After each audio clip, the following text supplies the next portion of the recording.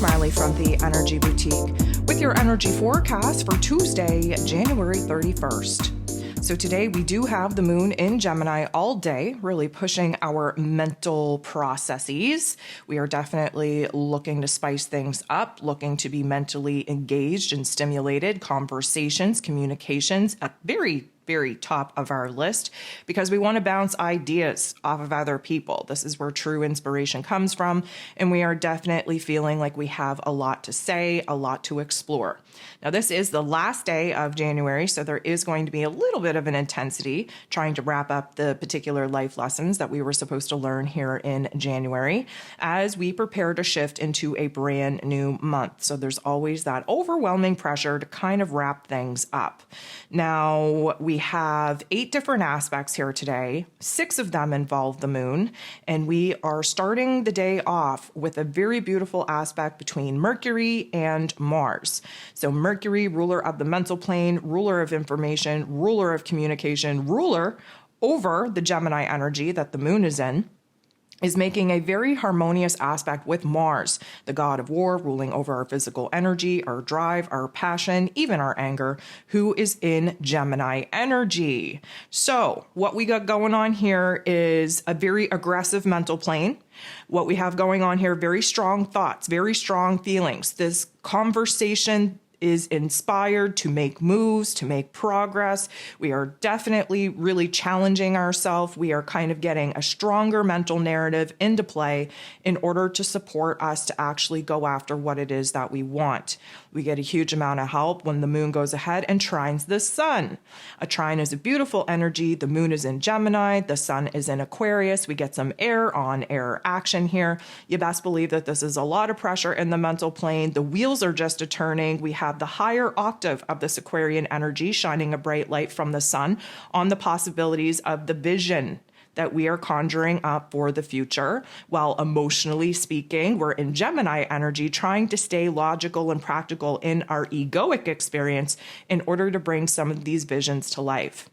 The moon goes ahead, sextiles, beautiful energy with Chiron, the wounded healer, which does suggest that we're making a huge amount of growth, a huge amount of healing taking place in order to kind of release the blockages, release the fear, release the insecurities of us actually taking action in our lives to reinvent ourselves, to improve ourselves, to be better, to kind of take control over our physical realm. We have definitely done the shadow work on certain aspects of ourselves, and now we are feeling freed up in order to actually move forward. A lot of this has to do with the negative narrative that many of us have been cluster-effed in, really preventing us from making the moves that we know we need to make.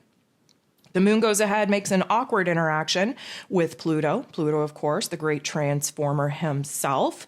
Now, this awkward interaction is likely going to bring up a lot of the fears, a lot of the doubts, a lot of the insecurities that, of course, we're just realizing that we've done a great job in trying to minimize. However, there are still some residual inner narratives there really trying to remind us of maybe why we shouldn't go ahead and make these changes, why we should just be content to stay where it is that we're at.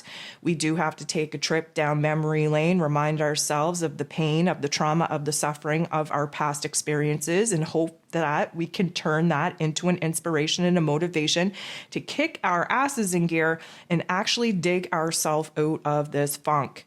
Now, the moon goes ahead, bumps into Uranus in a very awkward way. We are going to feel a little bit of friction here. Uranus, of course, the great awakener in this Taurus energy and now direct, is trying to bring a sudden shift, a sudden change to our physical realm due to the new perspectives, the new understandings that we are now kind of sitting in. We've had a lot of new information, a lot of insights, a lot of visions thrown at us that we definitely want to put into action. This is a choice point on where it is that we are either going to continue to block ourselves in the fear, in the, I'm going to say, insecurities of losing certain aspects or elements in our physical realm, or where we're going to boss up and just understand that we have to put ourselves out there if we want a different result in our realities. Now the moon goes ahead, bumps into Mercury again. This time, not so pleasant. We do have a learning opportunity. We do have a choice point here. Our heart and our head are not on the same page, and we are actively trying to get them on the same page. This might kind of mess with our communication styles.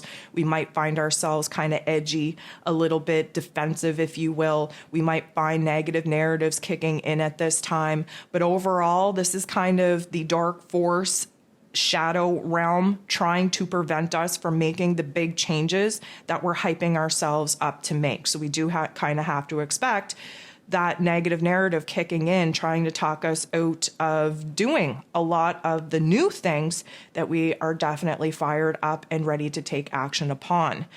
We have the moon making a very positive interaction with Jupiter, who's really going to help pull us out of this funk here. Jupiter is a very positive planet, boosts our confidence, boosts our self-esteem, shows us the big picture of what it is that we want. And of course, what we want is major change, major transformation. We want new opportunities in our life. We want abundance. We want peace. We want stability. And of course, we have a lot of overriding to do in our internal programs, especially those negative ones, if we have a chance in actually bringing some of these visions to life. So this is Jupiter turning the volume all the way up on the positive narrative that we have to have, bringing us out of that funk between the moon and Mercury, that negative Nancy narrative. We are kind of being plucked out of that and really hyping ourselves up to prepare to jump into all of these changes. Now, the last aspect that we have here today is between Venus and Jupiter. It is a very uncomfortable interaction. Now, Venus is in Pisces, so she's kind of, trying to go with the flow, but very wish-washy, very vague. She's in love with love, but none of the love relationships that she's got going on are kind of, I'm going to say, living up to this fantasy that she has within herself. She is a little bit wearing these rose-colored glasses, a little bit not wanting to deal with life, deal with reality. And Jupiter, of course, magnifies whatever it is that's going on in our lives right now. And it's going to be very, very hard for us to strike a balance between what you may ask, what we want to do versus what we think we should do. We have two very different sides of ourselves, two different wants, two different needs, two different desires. And we're very much seesawing between the two. And it's going to feel very hard to feel settled. It's going to be very hard to feel safe and secure in our choices. This is when indecision definitely gets the best of us. And because Jupiter is involved, he magnifies the insecurities, the doubts, the questions that we're currently kind of sitting with and trying to debate between. Again, may I remind you that every single time we take a big step forward, which we would have done with the moon and Jupiter's energy, that dark force agenda kicks in to try and pull us on back. And this is a prime example of that with Venus and Jupiter. Feeling the fears, feeling the doubts, feeling the insecurities, feeling the indecisions, really not knowing which way to go, really not knowing which is going to be the most beneficial choice for us, and really not knowing which way to spend our time, our energy, and our focus.